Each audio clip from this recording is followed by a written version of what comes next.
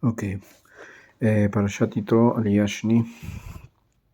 ויהי ממחרת וישב משה לשפוט את העם. ויעמוד העם על משה מן הבוקר עד הערב. וירא חותם משה את כל אשר הוא עשה לעם. ויאמר מה הדבר הזה אשר אתה עושה לעם, מדוע אתה יושב לבדך וכל העם ניצב עליך מן הבוקר עד הערב. Esto es muy interesante porque, bueno, dice aquí que fue al otro día que se sentó Moshe a juzgar al pueblo. Y bueno, no encontré exactamente qué era lo que juzgaba Moshe. Estoy seguro que hay un paseo que no recuerdo si es. O sea, no está en Rashi, no está en los primeros intérpretes que he buscado acá. Pero son, no sé si es juicios, digamos, como de... No estoy seguro. O sea, no quiero decir algo que no quiero inventarme nada. Entonces, no encontré qué es lo que juzgaba Moshe en ese momento, pero lo que sí encontré es un pasaje en el Masejet Shavuot, en la página 32, que, ¿por qué dice acá que se sentaba Moshe a juzgar al pueblo? Porque dice ahí que los, digamos, juicios que se tenían que hacer cuando se hace el diálogo de Masá o Matán, digamos, cuando está la discusión, digamos, en el juzgado, se hace de pie, pero cuando se llega al Pesach Halajá, es decir, al decreto, al dictamen, se hace sentado. Por este versículo de aquí se aprende que se hace sentado. Se sentó Moshe a juzgar al pueblo, ¿sí? Digamos, a dar su dictamen al pueblo.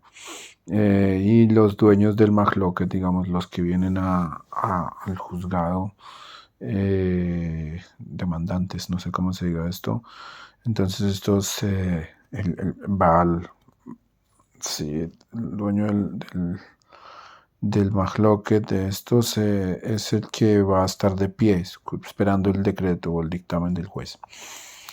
Vayamud Moshe Minaboker Adar, se paró el pueblo desde la mañana hasta la tarde. Y entonces Rashi dice que es que se sentaba Moshe como un rey, digámoslo así, y el pueblo se sentaba a mirarlo, digamos, a esperar. Entonces esto le dio duro a Yitro, porque también Yitro sabía que había un cabod en el pueblo, un respeto en el pueblo, y le dice: ¿por qué estás haciendo esto? Pero lo interesante aquí también es Vayar Joten Moshe. Aquí ya no dice Yitro Joten Moshe, digamos acá. Vayishma Yitro Cohen Midian Joten Moshe. Por ejemplo, Vaikach Yitro Joten Moshe. ¿Sí? Entonces aquí ya es solamente el Joten Moshe. ¿Por qué? Porque aquí ya Yitro se supone que ha hecho una conversión. Entonces su nombre ya no es más Yitro. Entonces aquí no le ponen su nombre. Pero esto, que es una interpretación mía propia, que yo no la he leído en ningún lado, así que es mía, es algo mío, no lo tomen como algo especial ni serio, no tiene nada que ver, es solo un pensamiento mío así simplemente.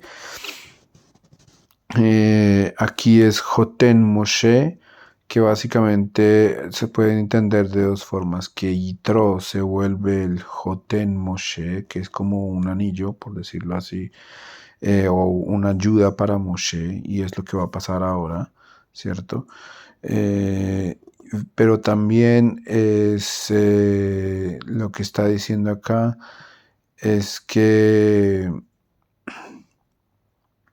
Yitro está sellado, digámoslo así. O se selló su conversión, por eso se dice ahí Joten Moshe. Esos son los pensamientos míos que se me ocurren, así que no los toman en serio. Entonces aquí va Yomer Madabarase, le dijo: Madabarase, ¿qué es lo que estás haciendo? Porque tú le haces al pueblo ¿por qué? Dice aquí, esto que estás haciendo al pueblo, ¿por qué? ¿Por qué? Yo estoy leyendo en español con el tam. ¿Por qué tú te sientas solo y todo el pueblo sufre? No, ni sabe. Sí, sufre, digamos, contigo desde por la mañana hasta la tarde, sí, hasta la noche. Esta es una de las pruebas de que Baboker Ata Arev puede ser también noche, ¿sí? O también puede ser Erev, digamos desde, por ejemplo, Erev Shabbat, como la tarde antes de Shabbat, puede ser. Entonces aquí le dijo Moshe a su suegro, porque vienen hacia mí el pueblo, Lidrosh, Lidrosh. Aquí tengo que hacer una pausa y de verdad que lo siento porque no quería hacer ningún comentario antes de los videos de refutación de filosofía judía al señor Frías. Pero tengo que hacer el comentario, de verdad lo siento. Lidrosh significa exigir aquí, ¿sí? Pero Lidrosh también es explicar. Lefaresh es interpretar, ¿sí? Entonces, cuando uno habla del Midrash, no está hablando de una interpretación, a menos que esté hablando de la halajá. Aquí también puede significar interpretar, ¿sí? ¿Qué es interpretar y qué es explicar? Eso tiene una connotación distinta, aunque parece que fuera lo mismo, pero no. Por ejemplo, yo voy a la tienda y voy voy a la tienda y voy a comprar algo y veo a Juanito que está recibiendo del tendero un sobre con un polvo blanco, un sobre pequeño con un polvo blanco. El tipo se lo guarda, Juanito se lo guarda y se va. Eso es un ejemplo, ¿sí? Una suposición. Entonces yo me pongo a imaginarme un montón de cosas y yo empiezo a interpretar lo que vi, ¿cierto? Ahora, otra cosa es que yo llegué y le pregunté al tendero, señor tendero, ¿qué fue lo que usted le dio a Juanito en la mano? ¿Qué era ese sobre con el polvo blanco? Y él me dice, no, son sustancias alucinógenas. Entonces ya no necesito interpretar, por ejemplo, mayor cosa, sino ya interpretar es lo que va a hacer Juanito con eso después, o mi interpretación va a cambiar de acuerdo a la explicación que me dieron. Es entonces el Midrash, en el Midrash Agadá, ¿sí? Que es lo que está leyendo el señor Frías en su refutación a filosofía judía, que es un Midrash Agadá, sirve para explicar lo que luego va a ser la interpretación del texto. El Midrash nunca interpreta los textos. El Midrash explica los textos. El Midrash Agadá. Pero cuando se habla de un Midrash Alajá, ahí no puede ser el Midrash un objeto de explicación, sino un objeto de interpretación. Y la interpretación tampoco es el psak, tampoco es el decreto alágico. Una explicación y una interpretación son herramientas que desembocan finalmente en un decreto alágico. Por ejemplo, está escrito que guardarás el día de reposo. La interpretación, ¿cierto? Es como la explicación, que es guardar el día de reposo, pues explican qué es guardar el día de reposo. La Torah dice que no harás ningún trabajo en ese día, y él mismo la Torah explica. Pero en esa explicación, se pueden interpretar muchas cosas, ¿sí? Entonces los sabios, basados en un versículo que aparece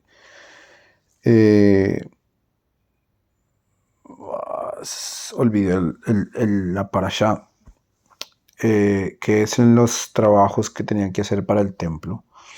Olvidé la parashá, justo. basado en ese versículo que luego cierra con y guardaron los hijos de Israel el Shabbat y esto, y guardaron los hijos de Israel el Shabbat. Entonces dicen que esos son los trabajos que está prohibido hacer en Shabbat y a eso se está refiriendo. Y dice los hijos de Israel, quiere decir no los Kohanim, ¿sí? Los Kohanim también guardan el Shabbat, pero en el templo. El Shabbat en el templo es distinto al Shabbat fuera del templo. Esa es la interpretación.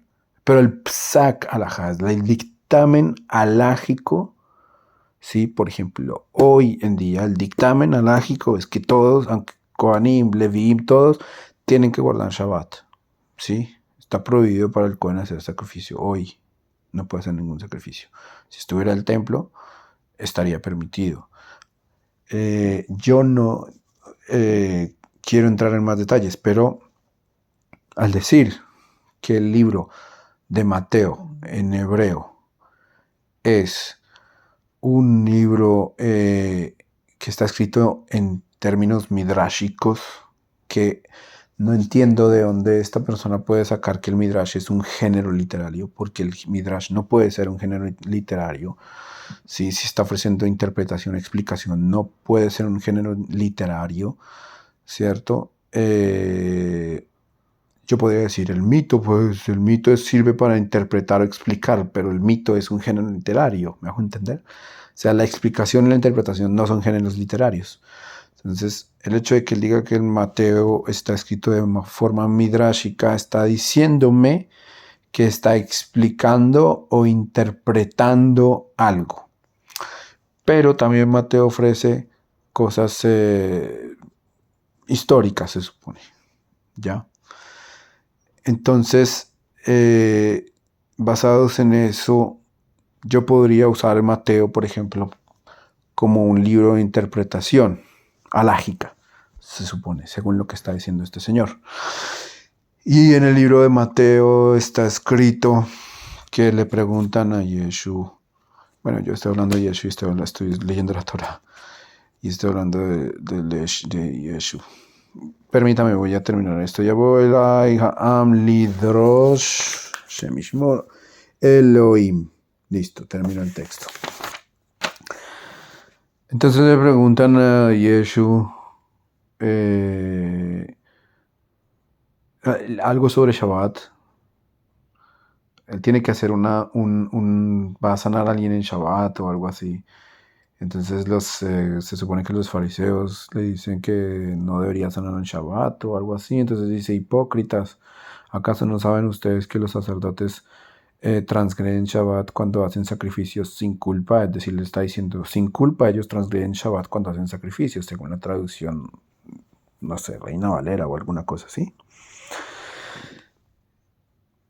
Y entonces si uno tomara el libro de Mateo como midrashico, que el señor Frías no aclara si es Midrash Agadá o Midrash Alajá. Digamos que es las dos. Vamos a decir que es las dos. Entonces digamos que esto específicamente está Yeshua refiriéndose a un dictamen alágico. Entonces Midrash, vamos a tomarlo como un Midrash Alajá. Entonces si yo tomara el libro de Mateo para interpretar la Alajá, yo diría que Hashem ordenó a los sacerdotes, ¿cierto?, transgredir Shabbat adrede, porque él dice, sin culpa transgreden Shabbat, sin culpa transgreden Shabbat. Él le ordenó, digamos, con intención, transgredir Shabbat para hacer sacrificios. Y la Torah viene y responde esta pregunta y dice que, está en el Sidur en Shabbat,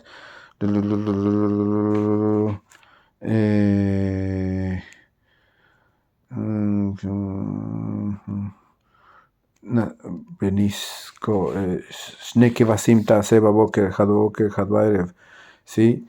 Ube Shabbat, dice Ube Shabbat, bueno, no voy a decirlo de memoria porque no puedo yo citar un texto de la Torah de memoria, pero dice algo así, entre paráfrasis, dice, y en Shabbat ofrecerás 2 sacrificios, está el normal y después y el sacrificio de Musaf, sí, eso está en Musaf, el Musaf de Shabbat. Shne Kebasim, sí. Entonces, y ahí no dice, ahí la Torah ordena al sacerdote hacer sacrificios en Shabbat. Ordena al sacerdote. No le está diciendo, harás sacrificio y transgredirás Shabbat o vas a desplazar el Shabbat para hacer un sacrificio. No lo está haciendo, que la interpretación es que los sacrificios, si, digamos, Dohim, desplazan Shabbat como el Brit Milá desplaza Shabbat. Si hay un Brit Milá, entonces se hace, ¿cierto? Por encima de Shabbat, solo el Brit Milá, pero se tienen que arreglar las cosas desde antes, alistar las cosas, ¿sí? El ayuno de Yom Kippur desplaza Shabbat, ¿sí? Pero no se hace con culpa, no es que se esté transgrediendo, sino que Hashem ordena eso, ¿sí? Es algo que por eso no puede usarse el libro de Mateo como un libro de interpretación alágica o de midrash alágico o de midrash agádico, mucho menos. Pero eso era ese término. Aquí ellos están pidiendo lidrosh, ¿sí? Explicar Elohim, lidrosh Elohim. Esto es, y aquí dice, lidrosh Elohim, como su traducción. Sí, una enseñanza, digámoslo así.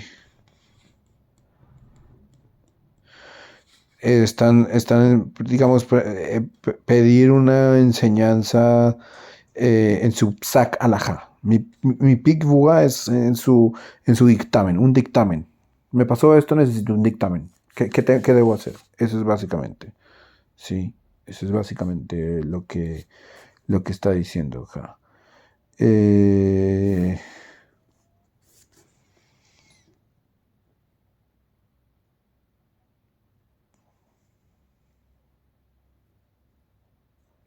mm,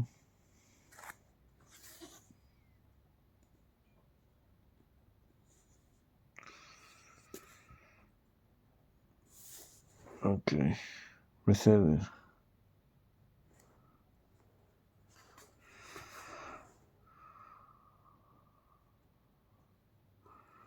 לידרוש אלוהים, הודעתי את חוקי אלוקים של החמה.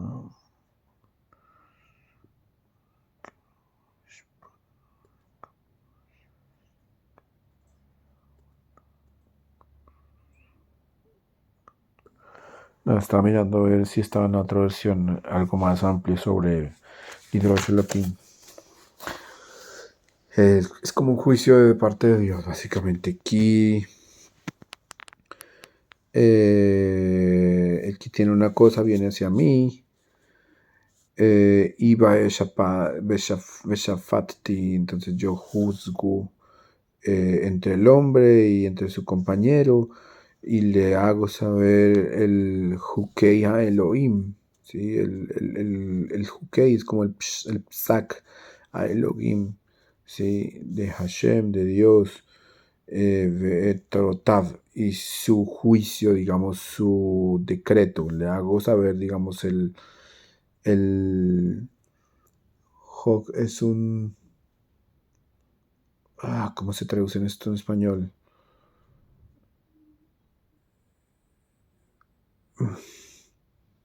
Este es un hock, es algo, le hago saber el hock como el decreto y también el estatuto, ¿sí?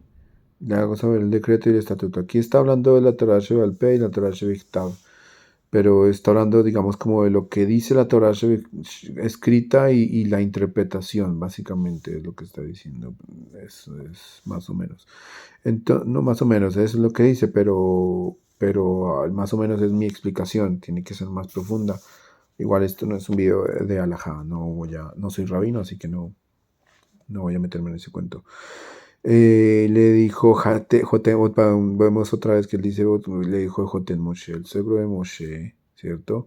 El Ab le dijo a él, no, todo, esto no está bien, esto que estás haciendo. Ken Tavaras Sher Ataose, lo que estás haciendo. Nabulti Bol, Gamata, también tú, este pueblo, y contigo, porque es muy pesado para ti esta cosa y no vas a poder hacerlo solo. Nabultigol, sí. Eh, a ver.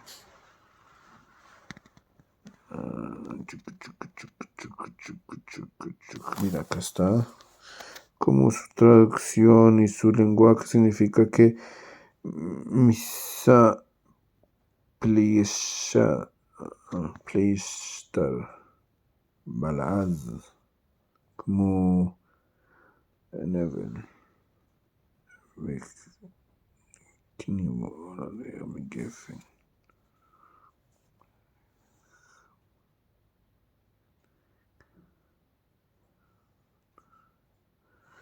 sí, como que en algún momento sus fuerzas se van a acabar.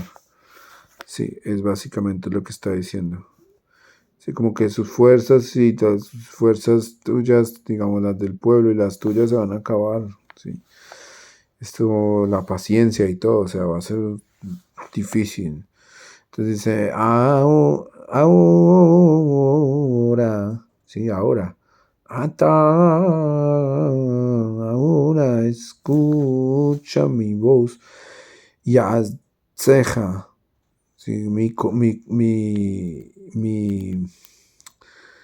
consejo y este Hashem, este Elohim contigo, Elohim contigo, y seas tú para este pueblo como cerca, aquí se cerca, mul, sí, cerca, Elohim, como no es que tú seas como Elohim, sí, ni que seas un intérprete, no que seas un, ¿cómo se dice? Un intermediario entre el Dios y los hombres, no, sino mul, o sea, como, como que la gente sienta que está no junto a Hashem, sino a Elohim, es decir, cercano, digamos, al comportamiento, digamos, de Hashem,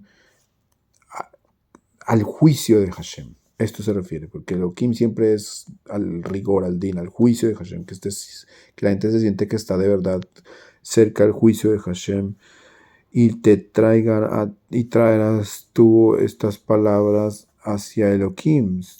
Que la gente sienta que de verdad tú estás trayendo estas palabras a Elohim. O sea, en vez lo que va a hacer el suegro de Moshe es ayudarlo para que la gente se sienta cerca realmente a Elohim. Sí, lo va a ayudar porque se sientan más cerca todavía. Y tendrás cuidado de darles sus leyes y sus estatutos y le harás saber a ellos el camino que y el Eju va para que ellos vayan por él y sus actos los que van a hacer. Sí, es decir, les vas a hacer saber el camino. Como y el Eju, sí, que es la alajá. ¿Sí? No alijot, el camino. Aderejieleju dice, no irás, no leas alijot, el alajot. Entonces, para que le hagas saber el camino, o sea, y el ejula, el camino de la alajá, y que camine en ella y en sus actos. La alajá es lo que nosotros hoy llamamos la voluntad de Hashem. ¿Qué es la voluntad de Hashem? El razón de Hashem que sale directamente desde su corona, desde el Keter, que es el Shulchan Aruch. Por eso se llama Shulchan Aruch. El concepto de mesa servida es un concepto que viene de la Kabbalah y me lo voy a explicar acá. Y entonces, Beatate de Mikolam, este verbo ya lo habíamos visto antes. A ver si. Verbo Hakodesh se aleja. Sí, que digamos. A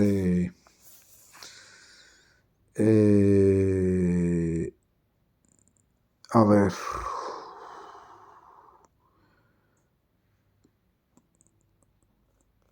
Ok. Entonces, busque, digámoslo así, de todo el pueblo de hombres virtuosos, ¿sí? Jail, como Eshet Jail, mujer virtuosa, entonces hombres virtuosos, ¿sí? Llegué temerosos del cielo, hombres de verdad, Batzá, Sonei Batzá, sí, Besamtalem, como que lleven, digamos, vamos a ver si está esto.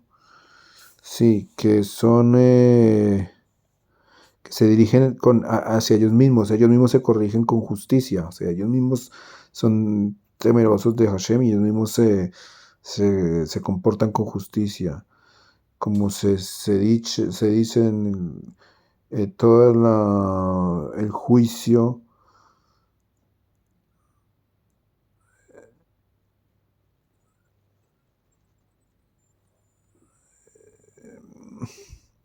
Sí, como se dice, como que se comporta con juicio y se corrige, digamos, con juicio. Y para él es un juicio, digamos, todo es un juicio. Es decir, que él siempre se está evaluando, bastante se está evaluando todo el tiempo. Eso es lo que dice ahí en la explicación. Entonces, y les vas a poner sobre ellos como guardianes, no guardianes, sino digamos como personas líderes, ¿sí? Líderes de miles, líderes de cienes, líderes de cincuentas y líderes de dieces o de 10, ¿sí? Y ellos van a juzgar al pueblo. Aquí se está refiriendo al pueblo también, a todo el pueblo, a todos los que se vinieron conversos, a todos. Y todo lo que Hashem lo explica, perdón, todo lo que haya que hablar, todo lo que sea grande, ¿sí? Todo lo que sea una cosa grande, que se lo traigan a ti, todo lo que sea pequeño, catón, no catán, dice, sino catón, porque es pequeño, pero es como grande a la vez, porque es un juicio. Ellos lo harán, que lo juzguen ellos, y entonces se va a facilitar para ti, digamos, esta carga que vas a tener contigo. Y entonces aquí vemos que la Torá se le dividió también a los jueces. Hay unos jueces, unos Dayanim, unos Poskim, unos, sí, Rishonim, Tanaim. O sea, ha sido así, ¿no? Aquí se crea esa primera yeshiva, por decirlo así, la yeshiva del desierto, por decirlo así. Y aquí es donde empieza el modelo rabínico de estudio de la Torá, ¿no? Es para el que lo quiera ver, para el que no, pues va a ser imposible, ¿cierto? Eh, y entonces si esta cosa viene a ser, esta cosa se hace, digamos que esto es lo que te ordena Elohim y y lo puedes hacer a modo de kilo, digamos, lo puedes hacer de pie, pero este amod es como, a ver, vamos acá, vamos a ver qué se puede traducir, digamos, de esto, esa frase. Mira, aquí está. Porque, digamos, no es que yo piense como Rashi, lo que pasa es que son frases que yo puedo traducirlas, pero hay algo ahí que no es claro, ¿sí? ¿Por qué hace esa frase Elohim Yaholtamod? El rey en justicia, en rigor y el mandamiento contigo para hacerlo así. Tu halamod, Yakev aliadeja lo tu halamod, digamos, como que si hay un mandamiento justo y esto, entonces puedes estar de pie, puedes hacerlo, puedes ir a hacerlo. Pero si hay como una cosa en tu mano o algo que te impide, pues no lo puedes hacer. Entonces le está diciendo que si se quita toda esa carga, entonces va a poder hacerlo, va a poder emitir juicios, ¿sí? Pero si no, pues no. Entonces por eso tiene que quitarse toda esa carga. יכול בבית בלם, משפוט העם, ויאכל ביטח אם את הדבר הזה תעשה וציווך אלוהים ואכלת, וציווך ואכלת אמות, ¿sí? Sí, como que si es el rey el que hace esto, digamos, como que si Hashem es el que lo ordena. Entonces también la gente lo va a recibir y se van a ir en paz. Beshalom. Hasta ahí termina la aliyah de hoy. Eh, y aquí es que esto de que se vaya en Shalom es bien importante porque cuando se recibe la luz de la halajá, es decir, qué es lo que Hashem ha determinado que se haga, entonces se recibe también Shalom. Y es una de las cosas que está ordenado el pueblo de los sacerdotes a hacer. Asher Kishano Mizbotav Dushato Laharon Levarej et Amo Israel Bashalom. Sí, creo que es así.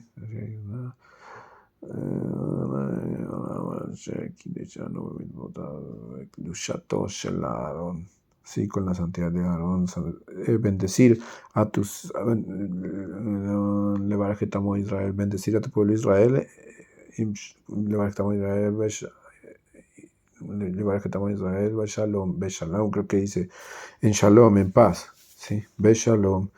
¿Y qué es eso? Que cuando el pueblo, los sacerdotes hacen esta bendición sacerdotal en la sinagoga todos los días, en la Hazara, después cuando se reza la Amida, el Hazán responde, regresa a la Amida para decirla en voz alta.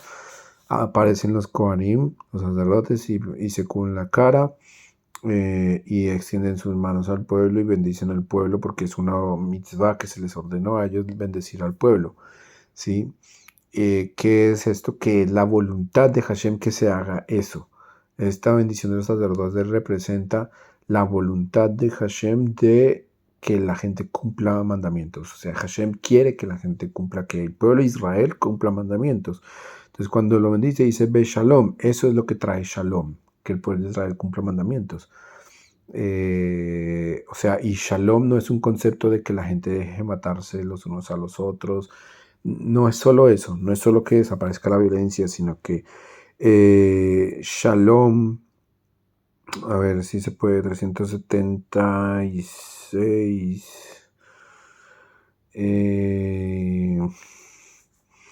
Shalom es, digámoslo así, como plenitud, como estar completo, como algo de completar el nombre de Hashem, ¿sí? Como algo de unir la redención con, o sea, cuando se habla de completar algo, de unir, de juntar algo, eso es Shalom, ¿sí? Entonces es como juntar el espíritu del judío con el hacer del judío. Básicamente a eso se refiere el término Shalom. Entonces ahí está diciendo pues que después de que salía el pueblo, después de que salga el pueblo de recibir los decretos o los mandamientos que Hashem va a hacer, digamos, por medio de Moshe y también por medio de los que él haya puesto como jefes de miles, de cienes, de 50, de dieces, van a sentir también que salieron en Shalom, que recibieron realmente la voluntad de Hashem. Y por eso esta parasha se llama Yitro, porque Yitro, Yeter, ¿sí? de aumentar, aumenta, digamos, el número de los jueces en Israel, ¿sí? Y es básicamente el que crea el primer juzgado o el primer Sanedrín, bueno, que esto no es Sanedrín, pero sí, por lo menos que crea el primer no sé, el modelo rabínico de ir y preguntar al rabí, el rabí le transmite a sus discípulos, o sea que ya Moshe se iba a tener que reunir con estos que iba a darles agrupaciones de personas y a esto les iba a enseñar y esto les iban a transmitir, o sea que el pueblo tenía que confiar en que esos jueces de miles, de cienes, de 50, de 10, realmente habían recibido de Moshe lo que Moshe recibió de Hashem, o sea que está fortaleciendo la fe del pueblo. Desde ese momento se empieza a trabajar con la fe del pueblo, ¿sí? Que ya vemos después en Korah, que se empieza a desvirtuar porque ellos dicen, no, eso ya tienen es una mafia y así no es como funciona y siempre como la gente, hay haciendo algo en contra de la Torah oral, ¿cierto? Ahí ya se está hablando de Torah oral. Aquí no está diciendo que Moshe le tiene que escribir a la gente un Sefer Torah a cada uno de esos líderes y les está diciendo, mire, esto que ya Hashem me dijo lo escribo acá y ustedes díganselo a los... No, aquí es transmisión oral, ¿sí? Hashem se lo dictó hacia Moshe, Moshe tiene que recordarlo tal cual como Hashem se lo dictó y así tal cual con los mismos puntos, puntuaciones, cantos, como sea, se lo tiene que transmitir a sus líderes y estos líderes se lo tienen que transmitir a la gente y la gente lo va a tener que guardar y se lo va a tener que transmitir a sus hijos también de la misma forma. Esto que estamos viendo aquí, es el producto de esa transmisión oral al principio hasta que Hashem le dice a Moshe que tiene que escribirlo. Esto primero fue oral. Así se lo transmitió Hashem a Moshe. Tal cual, así. Y él tenía que escribirlo tal cual como se lo mostró Hashem. ¿Sí? Pero cuando le dijo que lo dijo que lo escribiera sin la tradición, es decir, sin la transmisión, sin estos nekudot, sin los puntos, sin nada. Solo las consonantes. ¿Sí? ¿Por qué? Porque después iba a aparecer otro pueblo o pueblos que dijeron, nosotros somos hijos de Hashem porque también tenemos la tradición. Y aún así, sin que estos lo supieran, apareció un pueblo que dice que son hijos de Hashem porque tienen una tradición y no sé qué. O sea, uno cuenta que no tienen la tradición, ¿cierto? Porque si la supieran, pues no dirían las cosas que dicen, ¿sí? No hubieran escrito libros añadiendo a la Torá y diciendo que son también la Torá. Y cada vez se van dividiendo más en su concepto, cada vez dicen más cosas que los dividen a ellos mismos, de sí mismos, y terminan siendo más grupos y subgrupos y subgrupos y subgrupos hasta que esa es la misma Torre de Babel, hasta que la Torre de Babel crece y entonces tiene que venir, digamos, Hashem a confundir las lenguas y para que desaparezcan. Por eso se llama Babel, Babilonia. En fin. Esa era la parasha, la aliyá de este día y bueno, espero que les haya gustado. Es un pequeño esfuerzo ahí que se hace nomás para que la gente pueda, digamos, saber de verdad, no cómo se estudia la Torah ni nada, sino entender un poco de la dinámica de la tradición judía. Estos videos no es para decirle a la gente, mire, conviértase al judaísmo o no se convierta o sea o no sea, ¿no? Es simplemente para saber que de esa manera aprendemos nosotros, que yo no soy ningún rabino, aprendemos nosotros en nuestras yeshivot cómo se debe abordar un texto y yo no soy el mejor estudiante de Torah ni pueden preguntárselo a mis rabinos, yo no soy el mejor, así que seguro que estudiantes mucho más hábiles que yo pueden hacer esto mucho mejor, pero es básicamente así como se abordan los textos para no salir con ideas extrañas. Y cuando surgen ideas extrañas es que nosotros cambiamos la cámara del celular y aparece mi cara para empezar a refutar, porque ahí ya pongo mi cara para empezar a refutar, porque pues es mi opinión refutando, no es que me van a mandar a mí los sionistas o los masones o como dicen por ahí a refutar a la gente o no. No, soy yo el que salgo a refutar esas ideas. Soy yo porque yo estoy leyendo la Torah y otras personas toman la Torah para hablar de otras cosas que no dicen la Torah. Pues yo como creyente, digamos, de la Torah, como creyentes en Hashem, me siento un poco ofendido y por eso salgo a refutar. No es que a mí me paguen para refutar a nadie o algo así. Y refuto lo que yo creo que no está bien, de acuerdo a lo que yo he leído. Si yo no he leído alguna cosa, pues no la refuto. Pero no quiere decir pues que yo esté de acuerdo, ¿no? Con lo que la gente dice. Entonces, las personas que estén viendo estos videos, no sé cuántos sean, 14, 10, 1, 5, muchas gracias por quedarse hasta acá. Y seguramente quizás mañana habrá la tercera aliyá que se pone más emocionante. Sí. Aquí le agregan más cosas al nombre. Jotenó. Ya no le dicen Joten, sino Jotenó. Eh, en fin, nos vemos. Bye.